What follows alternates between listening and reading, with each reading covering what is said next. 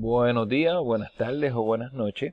Mi nombre es Pedro Santiago y este es un intento de tratar de llevar un poquito de normalidad a nuestras vidas aquí en el encierro, en la cual estamos respetando.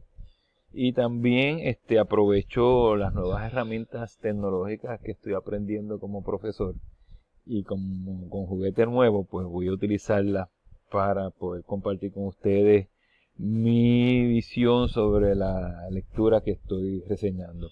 Aclaro, no es algo que me pidió el profesor, es algo que lo hago voluntariamente y por motivos propios. La lectura que voy a hablarle es la geopolítica del imperialismo contemporáneo. Es una reseña crítica. Lo escribió Samir Anim, lo hizo para el 2003 y lo hizo como parte de un epílogo del libro La Guerra Global, Resistencia y Alternativa, escrito por Dickerson y Carlos Tablao para el 2003. Samir Anim es un árabe francés, cosa que es importante porque quizás eso explique por qué Latinoamérica no aparece para nada en la lectura, inclusive en una parte cuando menciona cuál debería ser o cuál posiblemente pueda ser el rol de distintos conglomerados globales como Medio Oriente, Asia, Europa, no menciona para nada Latinoamérica. Pues Samir Anim era porque falleció en 2018, era economista, era geopolítico, y aunque no se veía a sí mismo como neomarxista, pues mucha gente pues piensa que él era o fue uno de los neomarxistas de mayor contribución en las últimas décadas. La primera slide la titulé El imperio o los imperios, porque el artículo comienza pues hablando del capitalismo. No lo hace como lo hace Wallenstein, que lo hace el capitalismo como un instrumento puramente ideológico y sin nacionalidad, sino que lo enlaza, ¿no?, con los Estados Unidos y el rol del neoliberalismo en el desarrollo de los Estados Unidos y el rol del capitalismo dentro de las funciones para que Estados Unidos alcanzara a ser el imperio que es actualmente.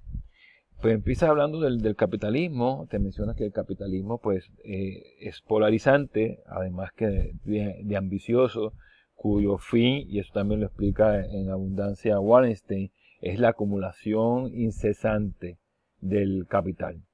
Y esta misma tendencia pues la lleva a la construcción de imperios, es decir, acumular no solamente capital, sino acumular también poder. Dentro del capitalismo se presenta un sistema mundo construido por a base de la metrópoli y la periferia. Eso también lo mencionamos en la clase pasada cuando hablé de Wallenstein sobre los distintos sistemas mundo, ¿no? Hablamos de los mini sistemas mundo policulturales, polipolíticos. Hablamos de los imperios con una dimensión política fuerte y unidimensional, y hablamos también de los sistemas mundos económicos, en la cual pues se basa una ideología económica, y ese es el capitalismo que a partir del 1500, según Wallenstein, comenzó a desarrollarse. Esa historia no la trata la lectura. Si les interesa pueden ir al libro de Wallenstein. Comienza hablando después de la Segunda Guerra Mundial, que el mundo pues se dio cuenta de las atrocidades de que era capaz de hacer. Y se empezó a hablar en vez de un imperio singular, hablaron de un imperio como algo plural, ¿no? Un imperio que se construye entre distintas naciones. Ahí surgió las Naciones Unidas, y también surgió el concepto de los derechos humanos y los tratados internacionales. Sin embargo, los Estados Unidos nunca estuvo del todo de acuerdo con ceder parte, no hablo de toda, sino ni siquiera parte de su soberanía nacional a la comunidad internacional. Aquí es importante señalar también que el autor nos habla de que esta coalición que se crea para después de la Segunda Guerra Mundial se hace porque se veía la importancia, ¿no?, de llegar a estos acuerdos globales de manera que se tuviera ese avance nazi y se pudiese contrarrestar esa ideología que demostró ser muy peligrosa para la humanidad y como medida preventiva para que no se vuelva a repetir eso en el futuro. La próxima transparencia es la expansión de la doctrina Monroe. Ustedes conocen la doctrina Monroe para 1823. El gobierno de los Estados Unidos lanzó la famosa frase América para los americanos. Claro, cuando decía eso se estaba refiriendo a la América blanca y europea y anglosajona. No se estaba refiriendo a la América indígena y ni a la América negra. Pero con esta frase lo que quería decir era que se estaba oponiendo a la intervención europea dentro del territorio americano. Fue un momento importante para la descolonización de estos territorios. Claro, Estados Unidos tenía otra cosa en mente con la doctrina Monroe, que quería no va a ser América para Europa, va a ser América para los norteamericanos. La expansión que menciona aquí el autor es una expansión no solamente de América, sino expandir la doctrina Monroe para el mundo. ¿Qué ventajas tenía Estados Unidos que no tenía el resto del mundo? Bueno, las otras potencias, Europa, China, Unión Soviética, Japón, después de la Segunda Guerra Mundial terminaron en ruina. Estados Unidos no, ellos estaban prósperos. Latinoamérica era un territorio que había sido explotado por centurias, por Europa. Que era un espacio vulnerable para ser invadido y ser controlado por esta potencia. En aquel momento Estados Unidos concentraba la producción mundial dentro de su territorio. Y lo más importante, que no podemos subestimar, el poder militar. Estados Unidos en aquel momento era el único que tenía la bomba nuclear. Por otro lado, un factor que posteriormente también contribuyó a este desarrollo fue el derrumbe de la Unión Soviética, el hecho de que la ONU se crea, pero realmente carece de un poder real. Está el poder de los 5, que cualquiera de estos 5 naciones, China, Rusia, Inglaterra, Francia, Estados Unidos, España, puede tener poder de veto a cualquier decisión de las Naciones Unidas, por lo tanto carece de garra para irse en contra de cualquiera de estos países. Y la unificación ideológica detrás del neoliberalismo. Toda Europa abrazó el neoliberalismo y fueron unos aliados muy importantes en el desarrollo de Estados Unidos como imperio hegemónico. Sin embargo, Estados Unidos ha demostrado ser un socio bastante ingrato con sus aliados. Particularmente eso se puede deber a un cambio de paradigma. Antes las potencias nacionales comandaban la presencia mundial, donde iban a estar y donde iban a tener presencia tanto comercial como militar. Hoy en día son las empresas mundiales las que dicen a los gobiernos dónde quiere tener presencia. Y la política exterior está basada en muchas ocasiones, sino ahora mismo podría decir en prácticamente todas las ocasiones, en los intereses comerciales de las empresas nacionales que radican en estos momentos en los Estados Unidos. O sea que las leyes de Estados Unidos no solo le aplican internamente, sino quieren imponer un modo de hacer economía también en otros países, de manera que se facilite el comercio internacional y se facilite también la explotación de los recursos naturales de otros países.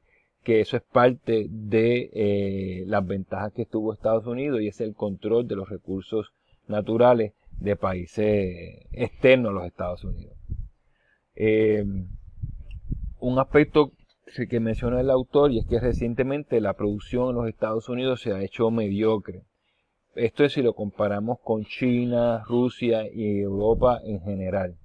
Esto es lo que ha ocasionado que los costos de producción en los Estados Unidos sobrepasen los costos de producción de la competencia y ellos mismos violen los principios liberales que promueven e imponen en los otros países.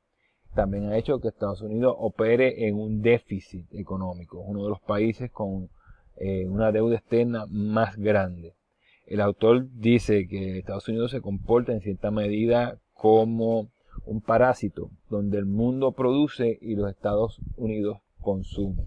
En cierta forma, la lectura me recordó a un buleador, ¿no? Que le quita la comida, el almuerzo en la escuela a los estudiantes, y si no lo hacen, los amenazan con dar una paliza. Y los otros estudiantes pues se unen al buleador por temor a no ser buleado.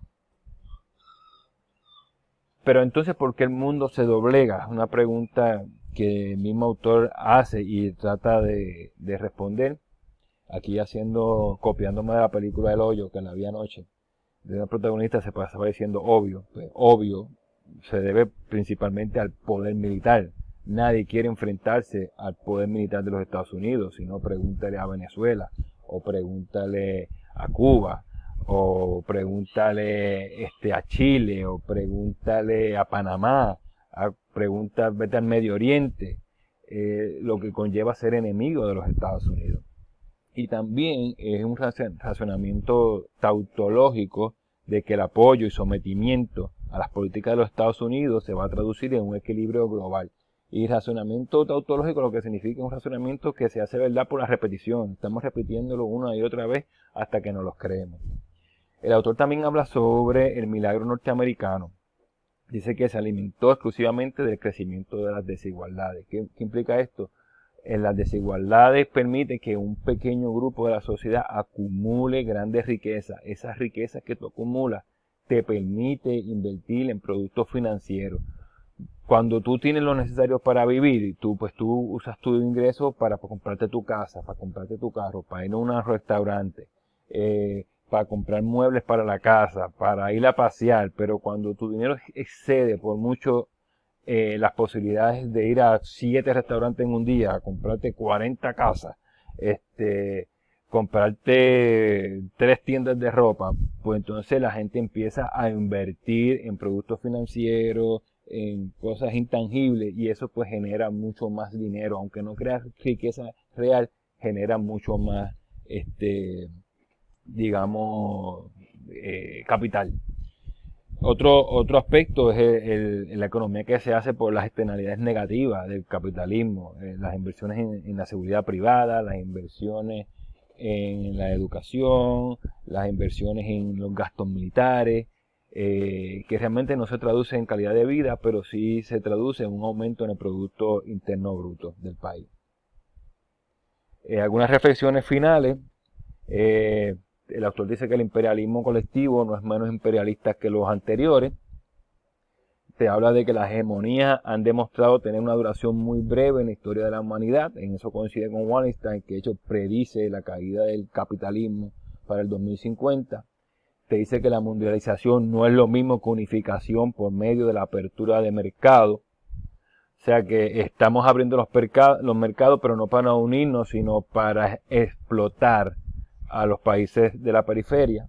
Tanto la importancia de volver a la bipolaridad, o sea, tener otros entes que puedan hacerle frente a los Estados Unidos como un ente hegemónico, para crear un frente antihegemónico. Y dijo que era tan vital como en su tiempo fue crear una coalición antinazi. Algunas opciones que él menciona: Europa será de izquierda o no será, una movida de Europa para la izquierda. Habla de una coalición Rusia, China y Francia, en caso de que Francia no esté, Alemania, y Latinoamérica, pues bien, gracias. Un epílogo para terminar, que lo que me queda es un minuto, que este programa solo me permite 15 minutos. Vemos que Rusia y China actualmente sí son aliados comerciales de gran importancia. China se ha convertido en el segundo país con más armas en el mundo. Próximamente se va a convertir en la primera potencia económica del mundo. Rusia posee las reservas de hidrocarburos más grandes del mundo. China tiene más de la mitad de la deuda de los Estados Unidos. Si China decidiera vender los bonos que tiene de los Estados Unidos, el valor del dólar bajaría a la mitad. A China no le conviene hacer eso, porque entonces China tendría su moneda más alta que el dólar y no estaría vendiendo tanto como vende actualmente. 2 de las 5 economías emergentes son de Latinoamérica, y el coronavirus nos ha replanteado nuestra visión sobre la globalización y lo que realmente es importante en una sociedad, que es la vida, que son las personas y no es la economía. Hemos terminado. Espero que estos 15 minutos hayan sido suficientes. Gracias por su atención. Estaré enviando el narrativo en los próximos días. Que pasen buenas tardes.